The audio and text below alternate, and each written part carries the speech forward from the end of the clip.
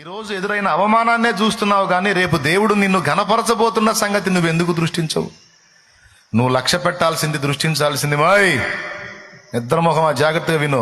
నిద్ర పోవట్లేదులే, పోతాయని అనుమానంతో చెప్తున్నా బాయ్. నువ్వు కూడా ఈరోజు నువ్వు ఎదుర్కొంటున్న అవమానకరమైన పరిస్థితులను నీవు నిర్లక్ష్యపరిచి నా దేవుడు నీకు ఇవ్వబోతున్న ఘనమైన భవిష్యత్తు మీద దృష్టి పెట్టు.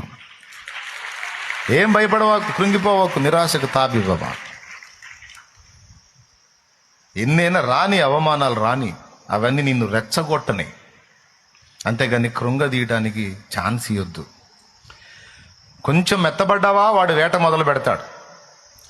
ఒక అవమానానికి నువ్వు బలహీనపడ్డావంటే, ఒక అవమానానికి నువ్వు జడిసావంటే ఇక అన్నీ అయ్యే వచ్చేటట్టు చేస్తాడు వాడు.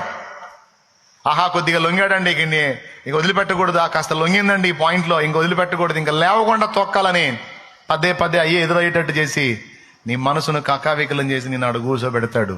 కాబట్టి నువ్వు అలాంటి కృంగుబాటుకు ఎడమియొద్దు. క్లియర్గా అర్థమైంది.